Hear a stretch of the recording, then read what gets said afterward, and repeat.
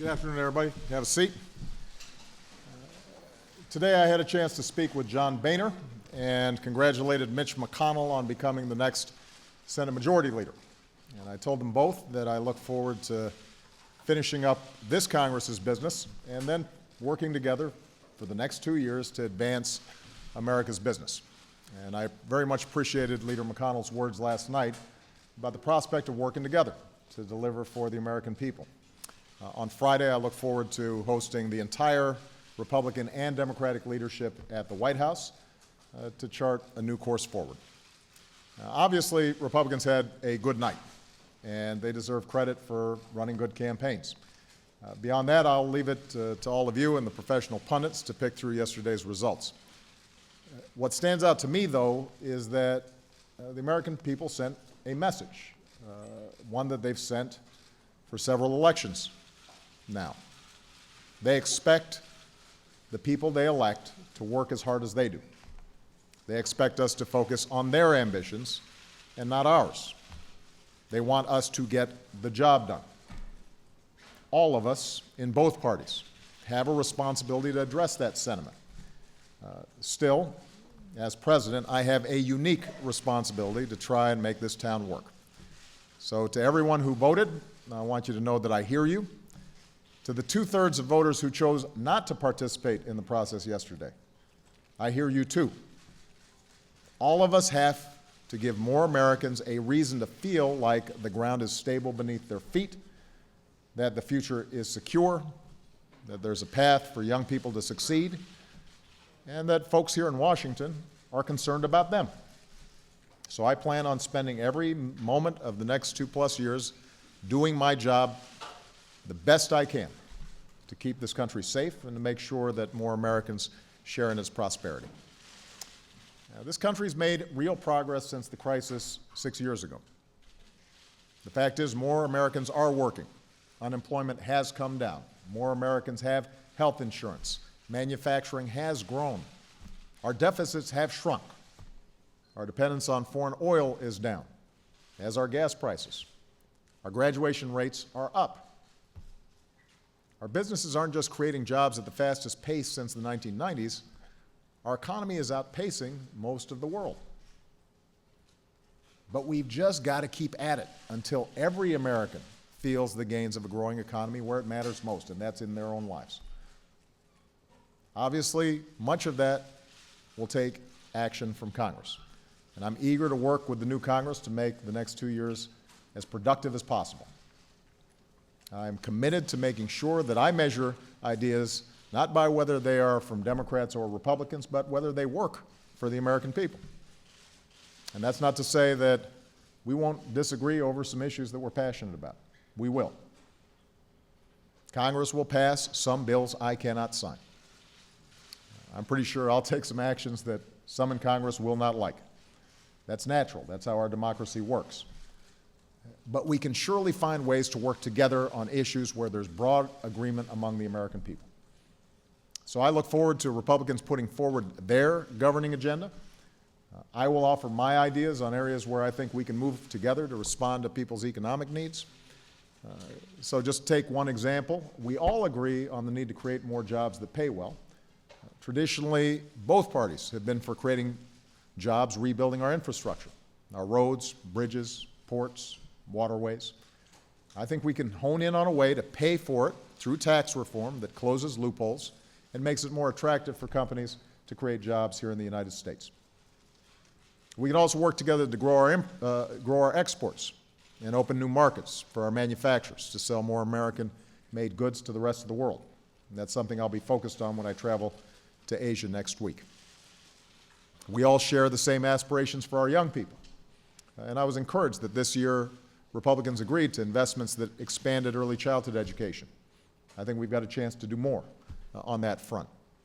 We've got some common ideas to help more young people afford college and graduate without crippling debt so that they have the freedom to fill the good jobs of tomorrow and buy their first homes and start a family. And in the 5 states where a minimum wage increase was on the ballot last night, voters went 5 for 5 to increase it. And that'll give about 325,000 Americans a raise in states where Republican candidates prevailed. So that should give us new reason to get it done for everybody with a national increase in the minimum wage. So those are some areas where I think we've got some real opportunities to cooperate, and I am very eager to hear Republican ideas for what they think we can do together over the next couple of years. Of course, there's still business on the docket that needs attention this year. And here are 3 places where I think we can work together over the next several weeks before this Congress wraps up for the holidays. First, I'm submitting a request to Congress for funding to ensure that our doctors, scientists, and troops have the resources that they need to combat the spread of Ebola in Africa and to increase our preparedness for any future cases here at home. Second, I'm going to begin engaging Congress over a new authorization to use military force against ISIL. The world needs to know we are united behind this effort, and the men and women of our military deserve our clear and unified support. Third, back in September, Congress passed short-term legislation to keep the government open and operating into December. That gives Congress 5 weeks to pass a budget for the rest of the fiscal year, and I hope that they'll do it in the same bipartisan, drama-free way that they did earlier this year. When our companies are steadily creating jobs, which they are, we don't want to inject any new uncertainty into the world economy and to the American economy. The point is, it's time for us to take care of business. There are things this country has to do that can't wait another 2 years or another 4 years. There are plans this country has to put in place for our future. And the truth is, I'm optimistic about our future. I have good reason to be. I meet Americans all across the country who are determined and big-hearted and ask what they can do and never give up and overcome obstacles, and they inspire me every single day. So the fact is, I still believe in what I said when I was first elected 6 years ago last night. For all the maps plastered across our TV screens today, and for all the cynics who say otherwise, I continue to believe we are simply more than just a collection of red and blue states. We are the United States. And whether it's immigration or climate change or making sure our kids are going to the best possible schools, to making sure that our communities are creating jobs, whether it's stopping the spread of terror and disease, to opening up doors of opportunity to everybody who's willing to work hard and take responsibility. The United States has big things to do. We can and we will make progress if we do it together. And I look forward to the work ahead. So with that, let me take some questions. I think that our team has got my list. And we're going to start with Julie Pace at Associated Press. Thank you, Mr. President. Yeah. You said during this election that while your name wasn't on the ballot, your policies were. And despite the optimism that you're expressing here, last night was a devastating night for your party. Given that, do you feel any responsibility to recalibrate your agenda for the next 2 years? And what changes do you need to make in your White House and in your dealings with Republicans in order to address the concerns that voters expressed with your administration? Well, as I said in my opening remarks, the American people overwhelmingly believe that this town doesn't work well and that it is not attentive to their needs. And as president, they rightly hold me accountable to do more to make it work properly. I'm the guy who's elected by everybody, not just from a particular state or a particular district. And they want me to push hard to close some of these divisions, break through some of the gridlock, and get stuff done.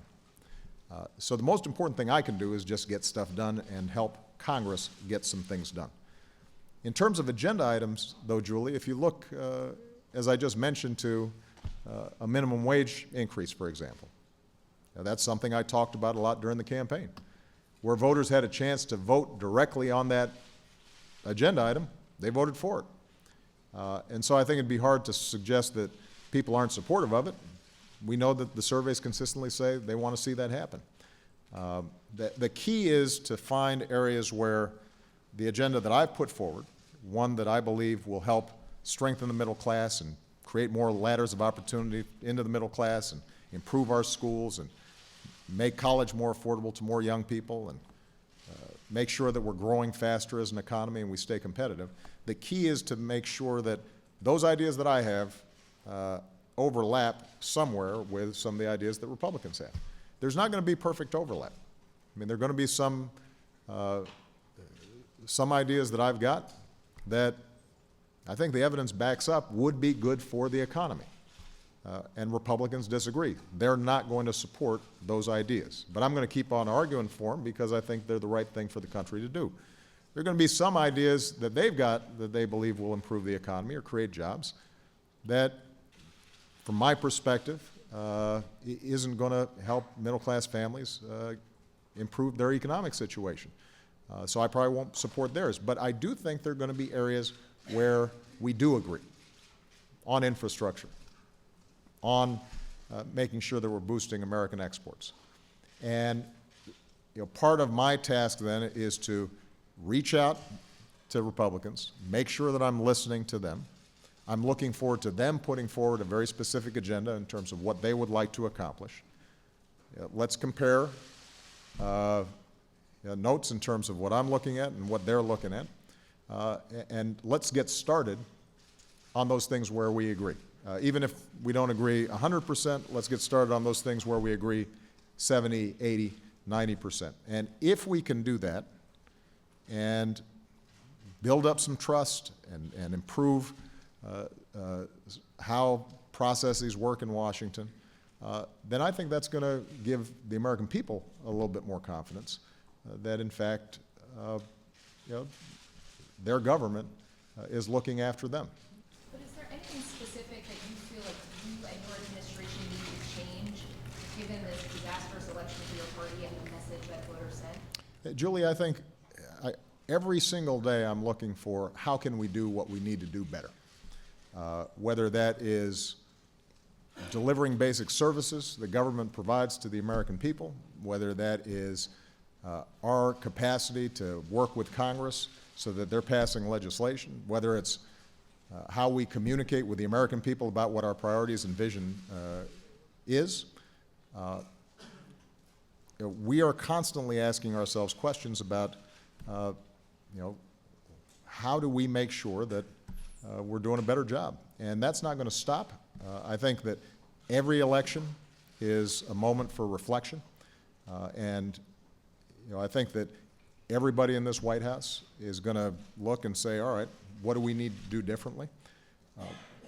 But the principles that we're fighting for, the things that motivate me every single day and motivate my staff every day, those things aren't going to change.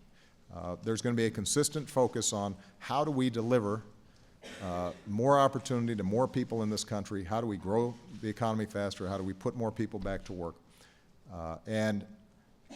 I maybe have a naive confidence that if we continue to focus on the American people and not on our own ambitions or image or various concerns like that, that at the end of the day, when I look back, I'm going to be able to say the American people are better off than they were before I was president, and that's my most important goal. So, but the other thing I just want to emphasize is I've said this before, I want to reiterate it. If there are ideas that the Republicans have that I have confidence will make things better for ordinary Americans, the fact that the Republicans suggesting it as opposed to a Democrat, that'll be irrelevant to me. I want to just see what works. And there are some things like rebuilding our infrastructure, early childhood education, that we know works. And I'm hoping that the kind of attitude and approach that Mitch McConnell and John Boehner have already expressed, their desire to get things done, allows us to find some common ground. Jeff Mason. Thank you, Mr. President. In 2010, you called the results of the midterm election a shellacking. What do you call this? And can you give us an update on your feelings about the immigration executive order and the result in the aftermath of this election? Does the election affect your plans to release it? Is it likely to come out before the lame duck session is over? And have you reduced its scope to just a couple million people? Well, as I said in my opening statement, there's no doubt that the Republicans had a good night. And what we're going to make sure that we do is to reach out to Mitch McConnell and John Boehner, who are now running both chambers in Congress, and find out what their agenda is. And my hope is that they've got some specific things they want to do that correspond with some things that we want to get done. What's most important to the American people right now, the resounding message, not just of this election, but basically the last several, is get stuff done. Don't worry about the next election. Don't worry about party affiliation. Do worry about our concerns. Worry about the fact that I'm a single mom, and at the end of the month, it's really hard for me to pay the bills, in part because I've got these huge child care costs. Do worry about the fact that I'm a young person who's qualified to go to college, but I'm really worried about taking $50,000 a year out in debt, and I don't know how I'd pay that back. Do worry about the fact that I'm a construction worker who has been working all my life, and I know that there's construction work that should be done, but right now, for some reason, projects are stalled. If we're thinking about those folks, I think we're hopefully going to be able to get some stuff done. In terms of immigration, I have consistently said that it is my profound preference and interest to see Congress act on a comprehensive immigration reform bill that would strengthen our borders, would streamline our legal immigration system so that it works better and we're attracting the best and the brightest from around the world, and that we give an opportunity for folks who've lived here, in many cases for a very long time, may have kids who are U.S. citizens, but aren't properly documented. Give them a chance to pay their back taxes, get in the back of the line, but get through a process that allows them to get legal. The Senate, on a bipartisan basis, passed a good bill. It wasn't perfect, it wasn't exactly what I wanted, but it was a sound, smart piece of legislation that really would greatly improve not just our immigration system, but our economy, and would improve business conditions here in the United States, and make sure that American-born workers aren't undercut by workers who are undocumented and aren't always paid a fair wage, and as a consequence, employers who are breaking the rules are able to undercut folks who are doing the right thing. So we got a bipartisan bill out of the Senate. I asked John Boehner at that point, can we pass this through the House? There is a majority of votes in the House to get this passed. And Speaker Boehner, I think, was sincere about wanting to pass it, but had difficulty over the last year trying to get it done. So when he finally told me he wasn't going to call it up this year, what I indicated to him is I feel obliged to do everything I can lawfully with my executive authority to make sure that we don't keep on making the system worse, but that whatever executive actions that I take will be replaced and supplanted by action by Congress. You send me a bill that I can sign, and those executive actions go away. That's a commitment I made not just to the American people and to businesses and evangelical community and law enforcement folks and everybody who's looked at this issue and thinks that we need immigration reform. That's a commitment that I also made to John Boehner, that I would act in the absence of action by Congress. So before the end of the year, we're going to take whatever lawful actions that I can take that I believe will improve the functioning of our immigration system, that will allow us to surge additional resources to the border, where I think the vast majority of Americans have the deepest concern. And at the same time, I'll be reaching out to both Mitch McConnell, John Boehner, and other Republican as well as Democratic leaders to find out how it is that they want to proceed. And if they want to get a bill done, whether it's during the lame duck or next year, I am eager to see what they have to offer. But what I'm not going to do is just wait. I think it's fair to say that I've shown a lot of patience and have tried to work on a bipartisan basis as much as possible. And I'm going to keep on doing so, but in the meantime, let's figure out what we can do lawfully through executive actions to improve the functioning of the existing system. How will you make sure that that executive action has teeth that the Republicans try to block it by blocking funding? And can you give us a sense of whether or not you're thinking about $2 million or a lot more million now? Jeff, I think if you want to get into the details of it, I suspect that when I announce that executive action, it'll be rife with detail. And I'm sure there will be a lot of follow-up questions. Chris Jansen.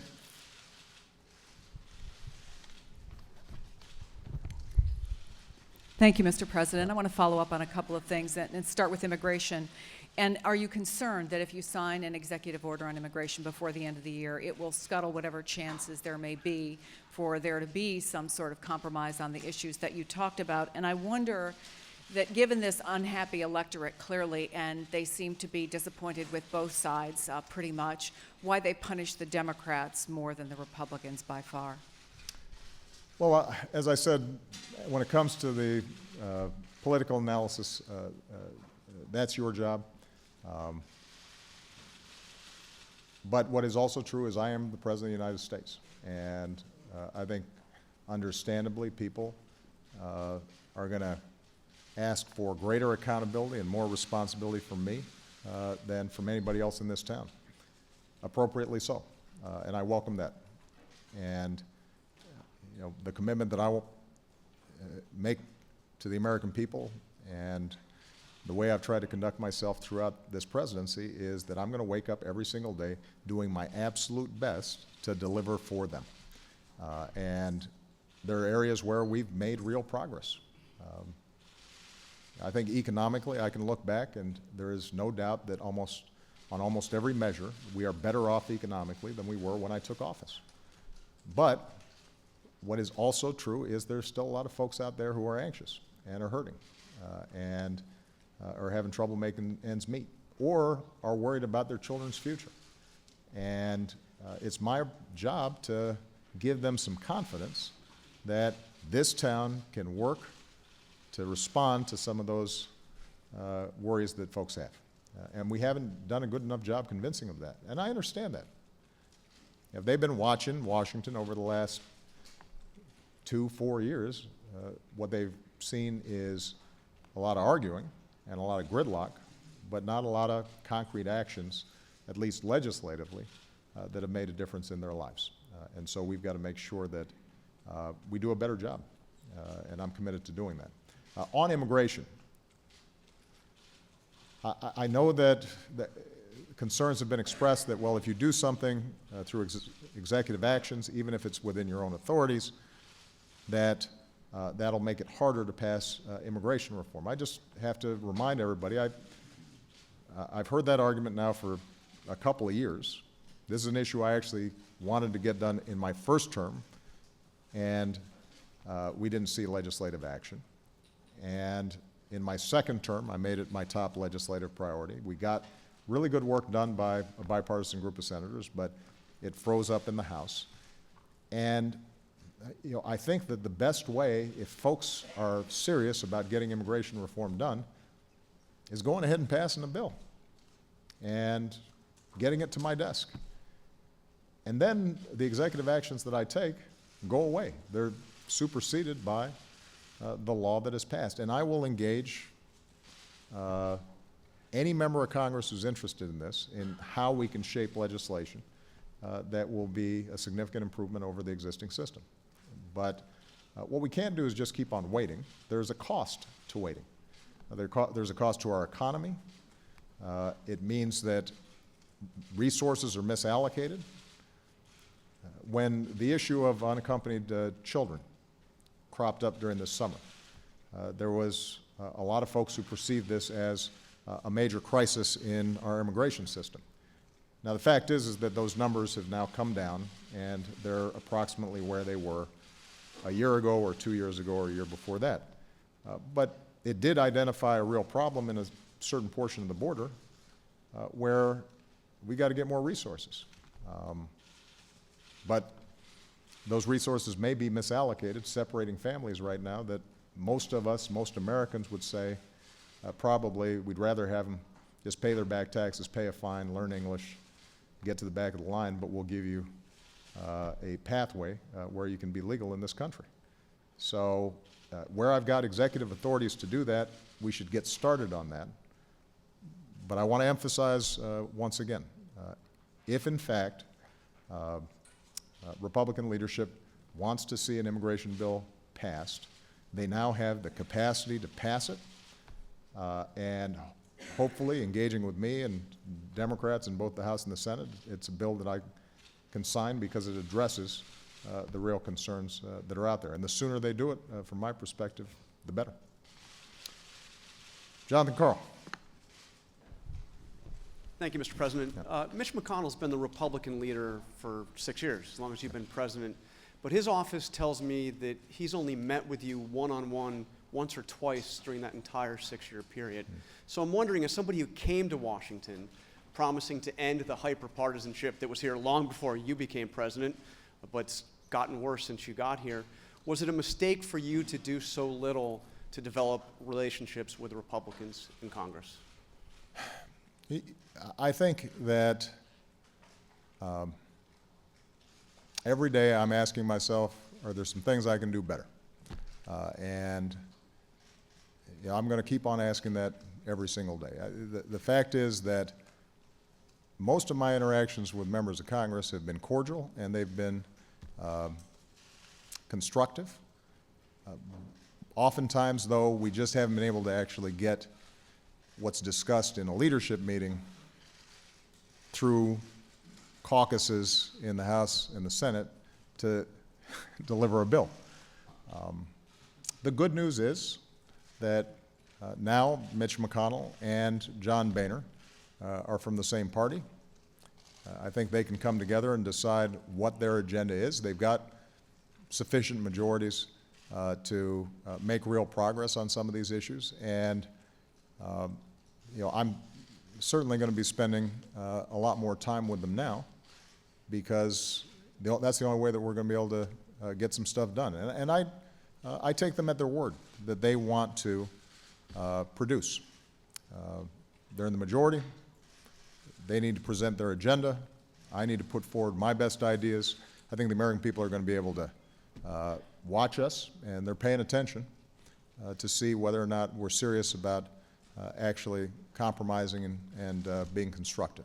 And my commitment to them, and I've said this when I spoke to them, is that anywhere where we can find common ground, I'm eager to pursue it. Are you going to have that drink with Mitch McConnell now that you joked about at the White House Correspondents' Dinner? You know, actually, I would enjoy having some Kentucky bourbon with Mitch McConnell. I don't know what his preferred drink is, but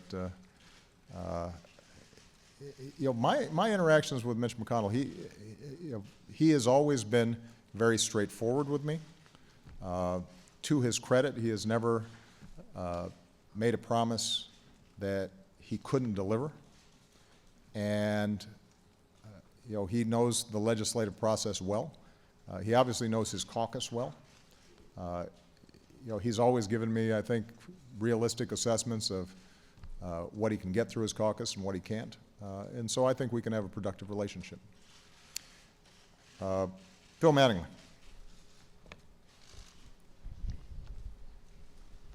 Thank you, Mr. President. Yeah.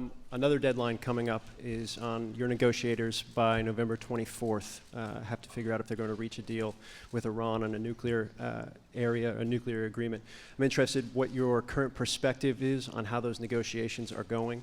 Also, if it is your feeling that you have the power to implement any type of agreement that's reached without any action from Congress. And then also just wanted to quickly touch on the AUMF that you mentioned earlier. Is that going to be more of a codification of the limits that you've put in place for the mission up to this point? Or what should we be looking for on that when you send it to the Hill? Thank you. On the AUMF, the leaders are going to be coming here on Friday.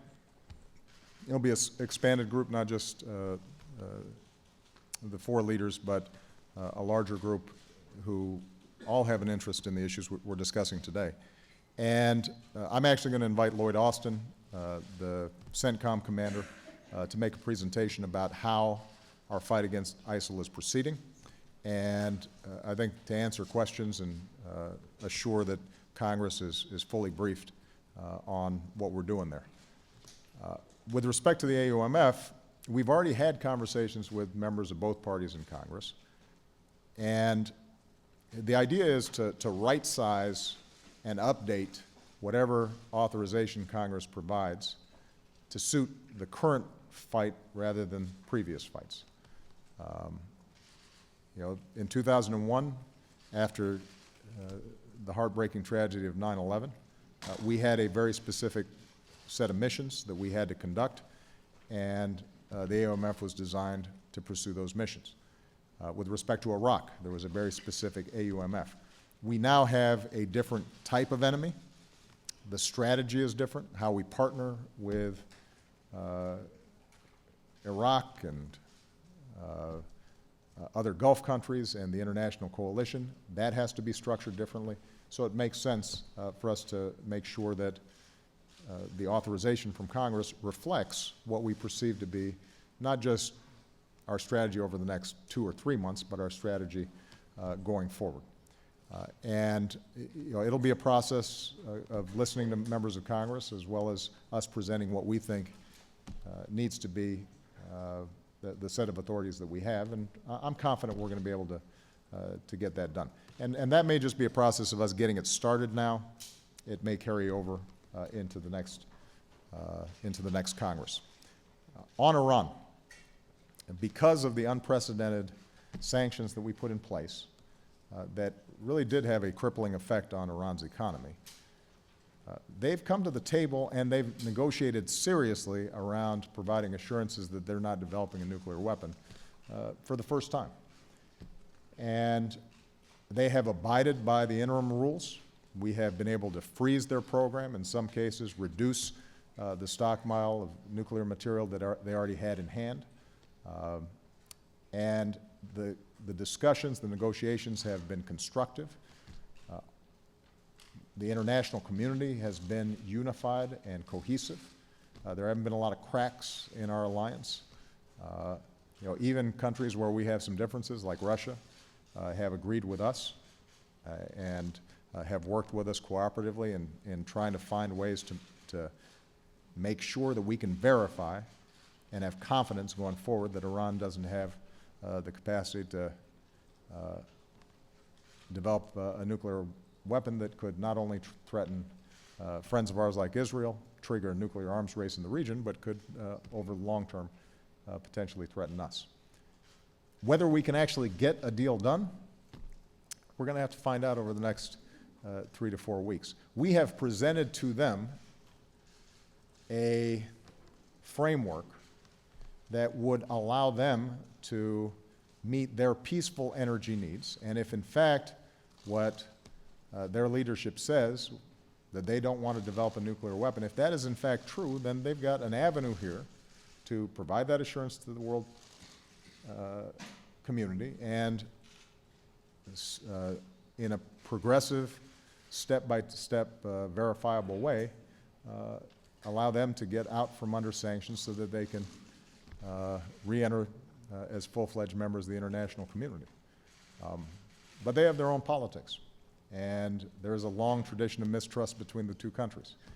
And there's a sizable portion of the political elite that cut its teeth on anti-Americanism and still finds it convenient to blame America for every ill that there is, and whether they can manage to say yes to what clearly would be better for Iran, better for the region, and better for the world is an open question. We'll find out over the next several weeks. All right? Sir, on whether or not you have the power unilaterally to relax sanctions to implement an agreement? Yeah, there are a series of different sanctions. There are multilateral sanctions, there are UN sanctions, there are sanctions that have been imposed by us, this administration, unilaterally, and I think it's different for each of those areas. But I don't want to put the cart before the horse. What I want to do is see if we in fact have a deal. If we do have a deal that I have confidence will prevent Iran from getting a nuclear weapon, and that we can convince the world and the public will prevent Iran from getting a nuclear weapon.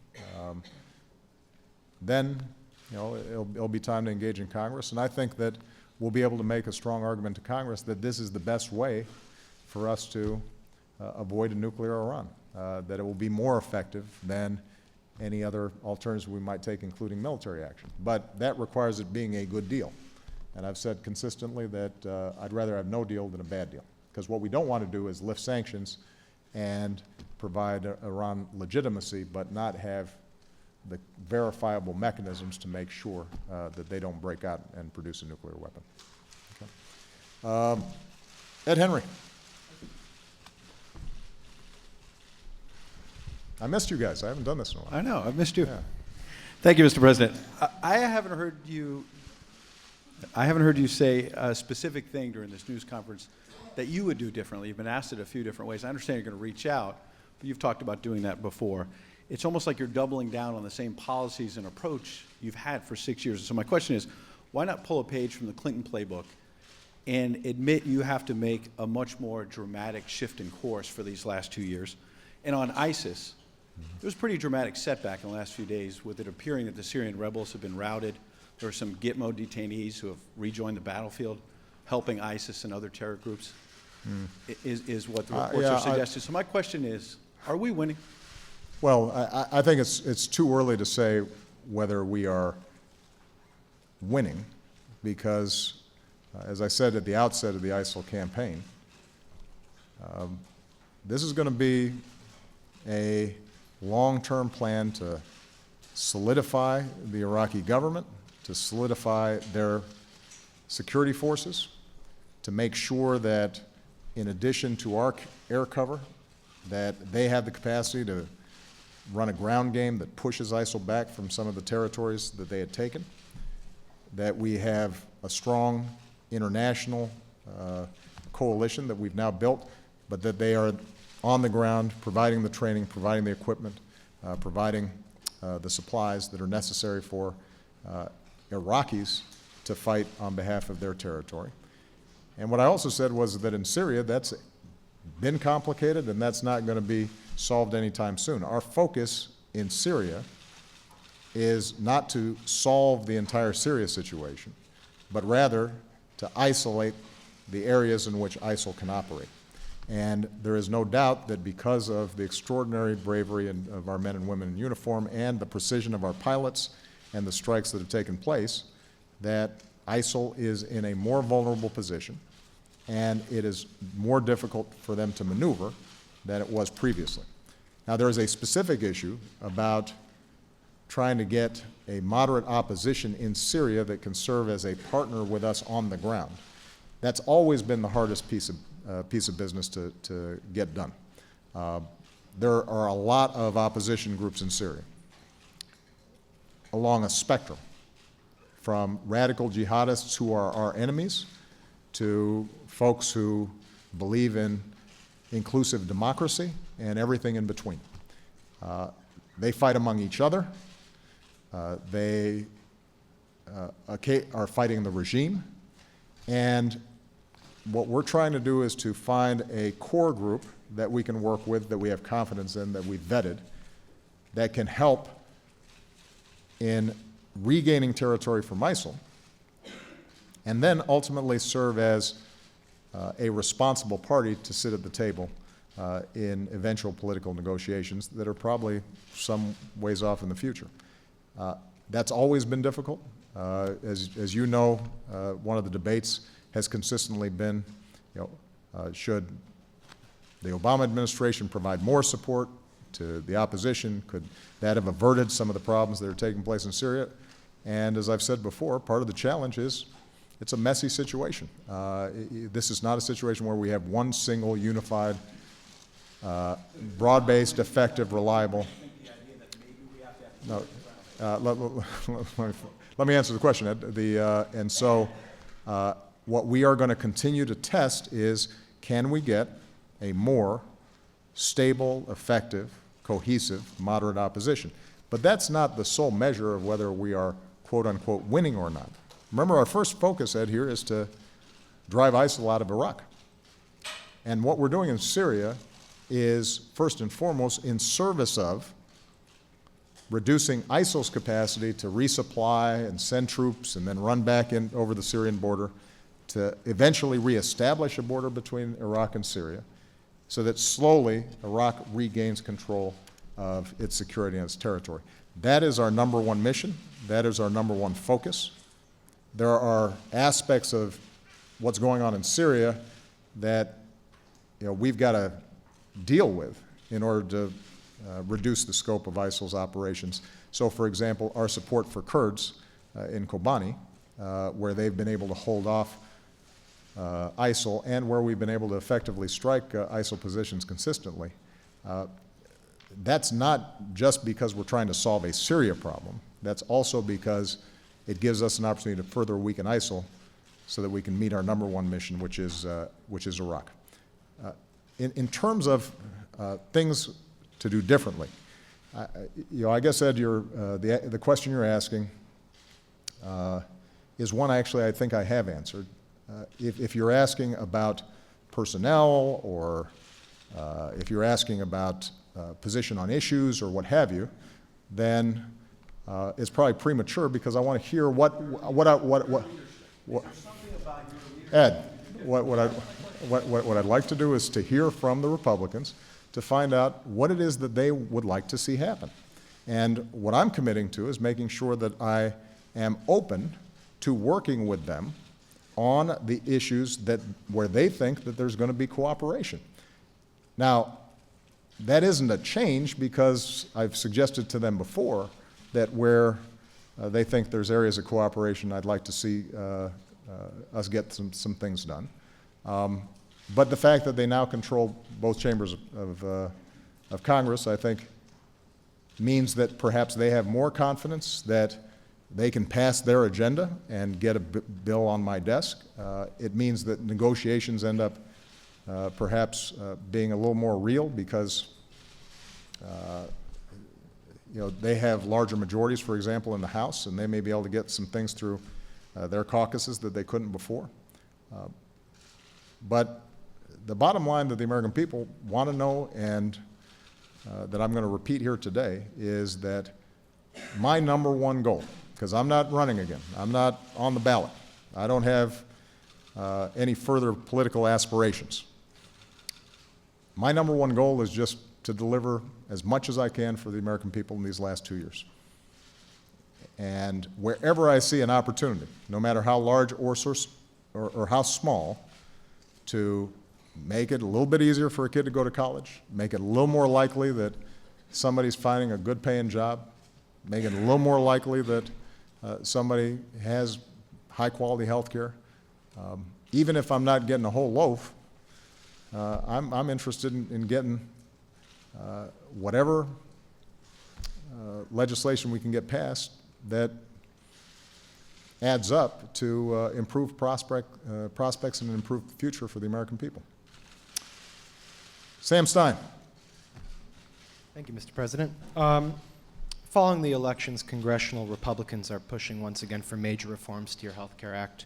In the past, you've said you're open to good ideas, but you don't want to undermine the bill. Can you tell us what specific ideas you're ruling out? Have the election results changed your calculus on reforming the law? And how confident are you heading into the second enrollment period? And on a totally unrelated matter, have you settled on a nominee to replace Attorney General Eric Holder? And if so, who is it? You guys want to spread out your news a little bit, don't you? You don't want it all in just one big bang. On the Attorney General, we have a number of outstanding candidates who we're taking a look at now, and in due course I will have an announcement. And you'll be there, Sam, when that's announced. But I'm confident that we'll find somebody who is well qualified, will elicit the confidence of the American people, will uphold their constitutional obligations and rule of law, and will get confirmed by the Senate. On health care, there are certainly some lines I'm going to draw. Repeal of the law, I won't sign. Efforts that would take away health care from the 10 million people who now have it, and the millions more who are eligible to get it, we're not going to support. In some cases, there may be recommendations that Republicans have for changes that would undermine the structure of the law. And I'll be very honest with them about that and say, look, the law doesn't work if you pull out that piece or that piece. On the other hand, what I have said is there's no law that's ever been passed that is perfect. And given the contentious nature in which it was passed in the first place, there are places where, if I were just drafting a bill on our own, we would have made those changes back then. And certainly, as we've been implementing, there are some other areas where we think we can do even better. So, if in fact one of the items on Mitch McConnell's agenda and John Boehner's agenda is to make responsible changes to the Affordable Care Act to make it work better, I'm going to be very open and receptive to hearing those ideas. But what I will remind them is that despite all the contention, we now know that the law works. You've got millions of people who have health insurance who didn't have it before. You've got states that have expanded Medicaid to folks who did not have it before, including Republican governors who've concluded this is a good deal for their state. And despite some of the previous predictions, even as we've enrolled more people into the Affordable Care Act and given more people the security of health insurance, healthcare inflation has gone down every single year since the law passed, so that we now have the lowest increase in healthcare costs in 50 years, which is saving us about $180 billion in reduced overall costs to the federal government in the Medicare program.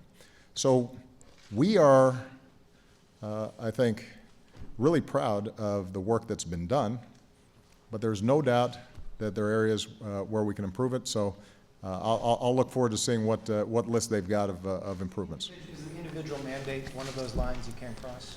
Yeah, the individual mandate is a line I can't cross because the concept, borrowed from Massachusetts, from a law instituted by a former opponent of mine, Mitt Romney, understood that if you're providing health insurance to people through the private marketplace, then you've got to make sure that people can't game the system and just wait until they get sick before they go try to buy health insurance. You can't ensure that people with pre-existing conditions can get health insurance unless you also say, while you're healthy, before you need it, you've got to get health insurance. And obviously there are hardship exemptions. We understand that there's some folks who, even with the generous subsidies that have been provided, still can't afford it, but that's a central component of the law. In terms of enrollment, we'll do some additional announcements about that in the days to come. Starting in the middle of this month, people can sign up again. I think there are a number of people who, the first time around, sat on the sidelines, in part because of our screw-ups on healthcare.gov. That's one area, Ed, by the way, it's very particular. We're really making sure that the website works super well before the next open enrollment period. We're double and triple checking it. And so I think a lot of people who maybe initially thought, we're not sure how this works, let's wait and see, they're going to have an opportunity now to sign up. And what's been terrific is to see how more private insurers have come into the marketplace so that there's greater competition in more markets all around the country. The premiums that have come in that are available to people and the choices that are available are better than a lot of people, I think, had predicted. So the law's working. That doesn't mean it can't be improved. Major Garrett. Thank you, Mr. President. And if you do miss us, allow me to humbly suggest we do this every week. We might. Who knows? I don't know. I'm having a great time. Let me go back to immigration. Moments before you walked out here, sir, Mitch McConnell said, and I quote, that if you, in fact, use your executive authority to legalize a certain number of millions of undocumented workers, it would poison the well, direct quote, and it would be like waving a red flag in front of a bull. Do you not believe that is the considered opinion of the new Republican majority in the House and Senate? And do you also not believe what they have said in the aftermath of last night's results, that the verdict rendered by voters should stop you or should prevent you from taking this action because it was a subtext in many of the campaigns? Let me ask you a couple of specifics. Republicans haven't made a mystery about some of the things they intend to say. Do I have to write all these down? You're very well familiar with these. These will not be mysteries to you. But I, you know. Keystone XL pipeline, they will All send right. you legislation on that. They will ask you to repeal the medical device tax as a part of a funding mechanism of the Affordable Care Act. And they have said they would like to repatriate some maybe $2 trillion of offshore revenue at the corporate level by reforming the corporate tax code without touching the individual tax code. To use your words, Mr. President, are any of those three lines you cannot cross, and also deal with what you perceive to be Republican attitudes about immigration? All right. I think, Major, that I answered the question on immigration. I have no doubt that there will be some Republicans who are angered or frustrated by any executive action that I may take. Those are folks, I just have to say, who are also deeply opposed to immigration reform in any form and blocked the House from being able to pass a bipartisan bill. I have said before that I actually believe that John Boehner is sincere about wanting to get immigration reform passed, which is why for a year I held off taking any action beyond what we'd already done for the so-called Dream Kids, and did everything I could to give him space and room to get something done. And what I also said at the time was, if in fact if this Congress could not get something done, then I would take further executive actions in order to make the system work better, understanding that any bill that they pass will supplant the executive actions that I take. So I just want to reemphasize this, Major. If in fact there is a great eagerness on the part of Republicans to tackle a broken immigration system, then they have every opportunity to do it. My executive actions not only do not prevent them from passing a law that supersedes those actions, but should be a spur for them to actually try to get something done. And I am prepared to engage them with every step of the way with their ideas. I think we should have further broad-based debate among the American people. As I've said before, I do think that the episode with the unaccompanied children changed a lot of attitudes. I think what may also change a lot of attitudes is when the public now realizes that that was a very temporary and isolated event, and that in fact we have fewer illegal immigrants coming in today than we did 5 years ago, 10 years ago, or 20 years ago, but that what we also have is a system that is not serving our economy well. So, Republicans who say the election was a referendum, at least in part, on your intentions to use executive authority for immigration. as I said before, I don't want to try to read the tea leaves on election results. What I am going to try to do as president is to make sure that I'm advancing what I think is best for the country. And here's an opportunity where I can use my administrative authorities, executive authorities, and lawfully try to make improvements on the existing system, understanding that that's not going to fix the entire problem, and we're much better off if we go ahead and pass a comprehensive bill. And I hope that the Republicans really want to get it passed. If they do, they're going to have a lot of cooperation from me. So let me just tick off on Keystone. There's an independent process. It's moving forward, and I'm going to let that process play out. I've given some parameters in terms of how I think about it. Ultimately, is this going to be good for the American people? Is it going to be good for their pocketbook? Is it going to actually create jobs? Is it actually going to reduce gas prices that have been coming down? And is it going to be on net something that doesn't increase climate change that we're going to have to grapple with? There's a pending case before a Nebraska judge about some of the siting.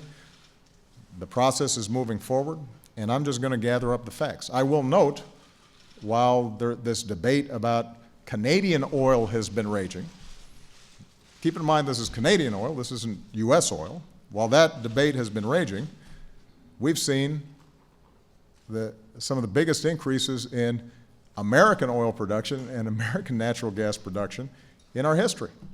We are closer to energy independence than we've ever been before, or at least as we've been in decades. We are importing less foreign oil than we produce for the first time in a very long time. We've got a 100-year supply of natural gas that, if we responsibly tap, puts us in the strongest position when it comes to energy of any industrialized country around the world. When I travel to Asia or I travel to Europe, their biggest envy is the incredible homegrown U.S. energy production that is producing jobs and attracting manufacturing, because locating here means you've got lower energy costs. So our energy sector is booming. And I'm happy to engage Republicans with additional ideas for how we can enhance that. I should note that our clean energy production is booming as well. And so Keystone I just consider as one small aspect of a broader trend that's really positive for the American people. And let's see. Okay, medical device tax. I've already answered the question. We are going to take a look at whatever ideas. Let me take a look comprehensively at the ideas that they present. Let's give them time to tell me. I'd rather hear it from them than from you. Major, I'm just telling you what they said. Conceivably, I could just cancel my meeting on Friday because I've heard everything from you. I think I'd rather let Mitch McConnell. If it was a line you couldn't cross. I'd rather hear from Mitch McConnell and John Boehner what ideas they'd like to pursue, and we'll have a conversation with them on that.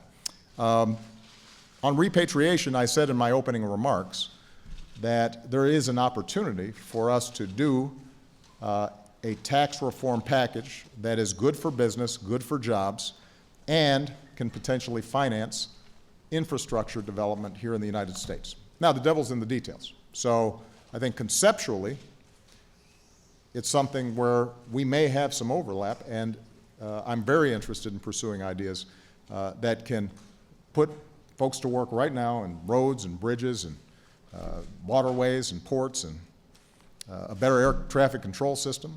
If we had one, by the way, we could reduce delays by about 30%. We could reduce fuel costs for airlines by about 30%, and hopefully that'd translate into cheaper airline tickets, which I know everybody would be interested in. So there's all kinds of work we can do on our infrastructure. This may be one mechanism that Republicans are comfortable in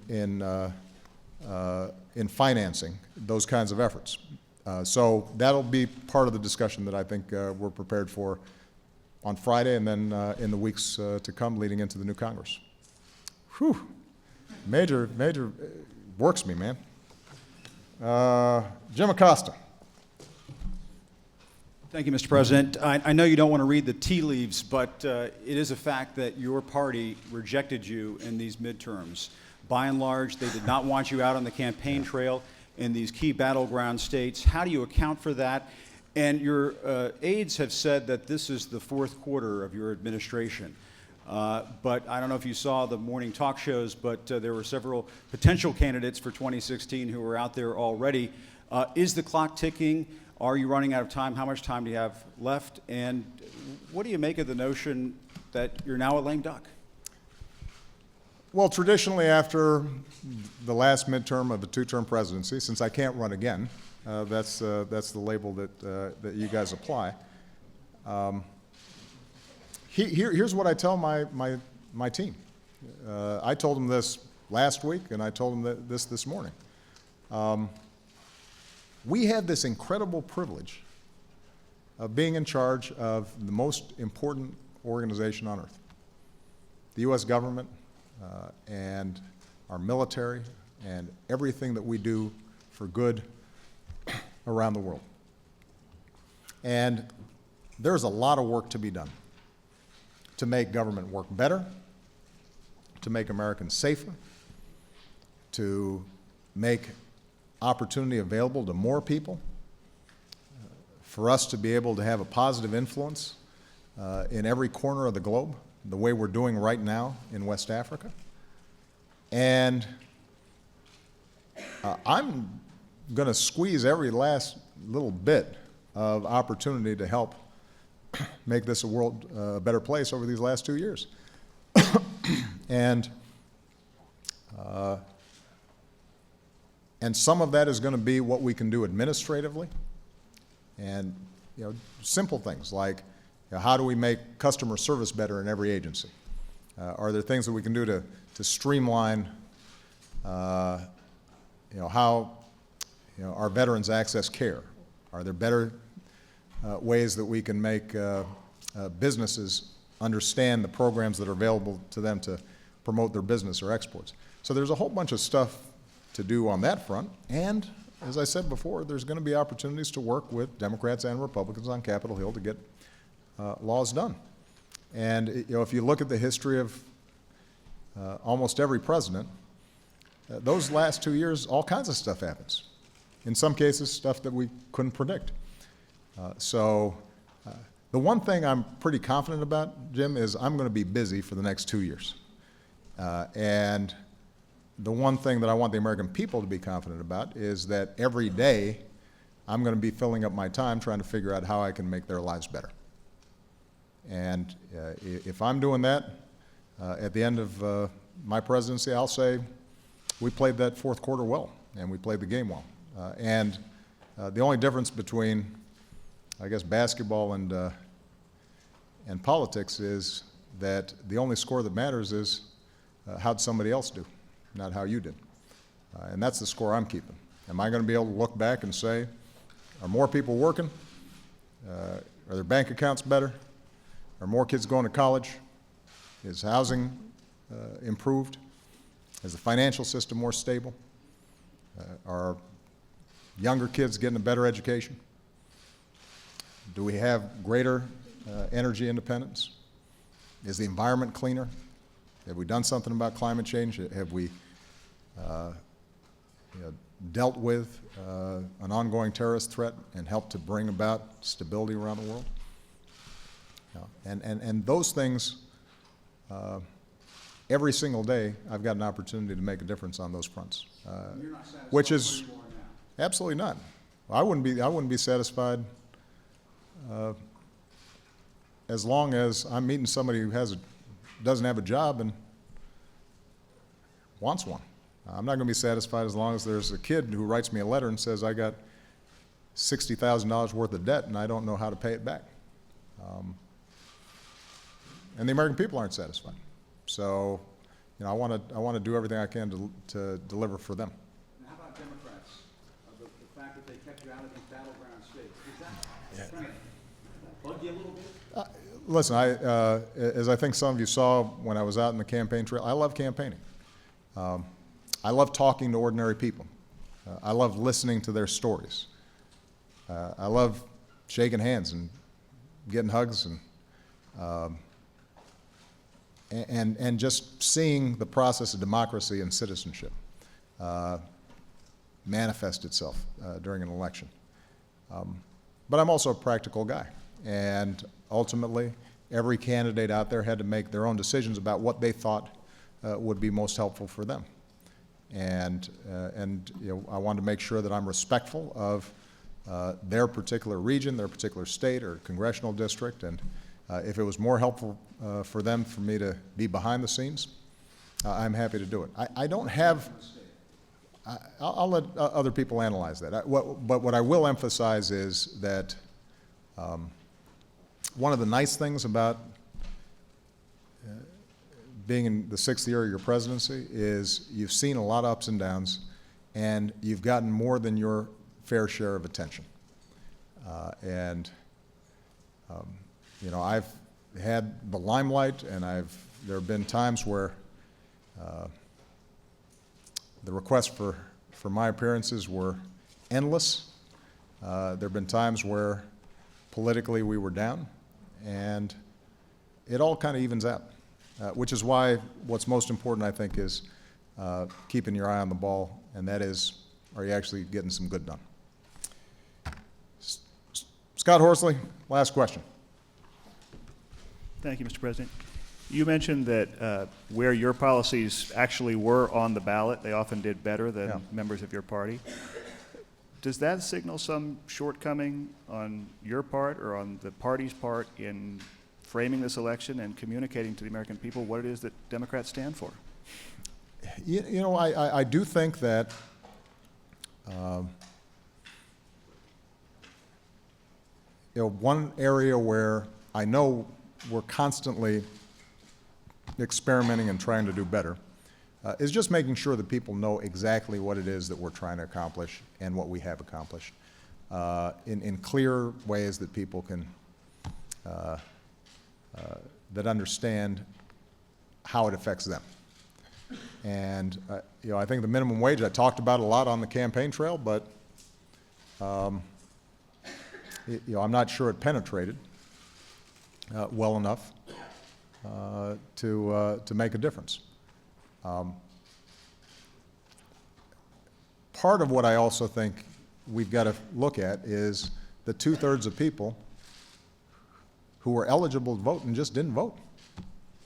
You know, one of the things that I'm very proud of in 2008 and 2012 when I ran for office was we got people involved who hadn't been involved before. We got folks to vote who hadn't voted before, particularly young people. And that was part of the promise and the excitement was if you get involved, if you participate, if you embrace that sense of citizenship, then things change. And not just in abstract ways, they change in concrete ways. Somebody gets a job who didn't have it before. Somebody gets health care who didn't have it before. Or a student is able to go to college who couldn't afford it before. And sustaining that, especially in midterms elections, has proven difficult. Sustaining that sense of if you get involved, you know, then, and if you vote, then there's going to be big change out there. And partly, I think, when they look at Washington, they say, nothing's working, and it's not making a difference, and there's just a constant slew of bad news coming over the TV screen, then you can understand how folks would get discouraged. But it's my job to figure this out as best I can. And if the way we are talking about issues isn't working, then I'm going to try some different things. If the ways that we're approaching the Republicans in Congress isn't working, you know, I'm going to try different things, whether it's having a drink with Mitch McConnell or letting John Boehner beat me again at golf, or you know, or weekly press conferences. I don't know if that would be effective, but you know, whatever I think might make a difference in this, you know, I'm going to be trying out up until my last day in office. But I'll close with what I said in my opening statement. I am really optimistic about America. I know that runs counter to the current mood. But when you look at the facts, our economy is stronger than just about anybody's. Our energy production is better than just about anybody's. We've slashed our deficit by more than half. More people have health insurance. Our businesses have the strongest balance sheets that they've had in decades. our young people are just incredibly talented and gifted, and more of them are graduating from high school, and more of them are going on to college, and more women are getting degrees and entering into the workforce. And what part of the reason I love campaigning is you travel around the country, folks are just good. They're smart and they're hardworking, and they're not always paying a lot of attention to Washington, and in some cases they've given up on Washington, but their impulses are not sharply partisan, and their impulses are not ideological. They're really practical, good, generous people. So, and we continue to be a magnet for the best and brightest from all around the world. We have all the best cards relative to every other country on earth. Our armed forces, you talk to them. I had a chance this morning to just call some of our health service that is operating in Liberia, and the amount of hope and professionalism that they've brought has galvanized the entire country, and they've built a platform effectively for other countries suddenly to start coming in, and we're seeing real progress in fighting the disease in a country that just a month or a month and a half ago was desperate and had no hope. So all that makes me optimistic. And my job over the next couple of years is to do some practical, concrete things as much as possible with Congress, where it's not possible with Congress, on my own, to show people why we should be confident, and to give people a sense of progress and a sense of hope. That doesn't mean there aren't going to be ongoing nagging problems that are stubborn and can't be solved overnight. And probably the biggest one is the fact that despite economic growth, wages and income have still not gone up. And that's a long-term trend that we've seen for 10, 20, 30 years. And it makes people worried about not just their own situation, but whether their kids are going to be doing better than they did, which is the essence of the American dream. I think there's some concrete things we can do to make sure that wages and incomes do go up.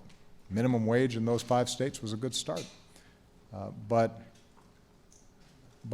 I think more than anything, what I want to communicate over these next 2 years is the promise and possibility of America. This is just an extraordinary country. And our democracy is messy, and we're diverse, and we're big, and there are times where you're a politician and you're disappointed with election results. But maybe I'm just getting older. I don't know. It doesn't make me mopey. It energizes me, because it means that this democracy is working, and people in America were restless and impatient, and we want to get things done, and even when things are going good, we want them to do better, and that's why this is the greatest country on earth. That's why I'm so privileged to have a chance to be president for the next couple of years. All right? Thank you, everybody.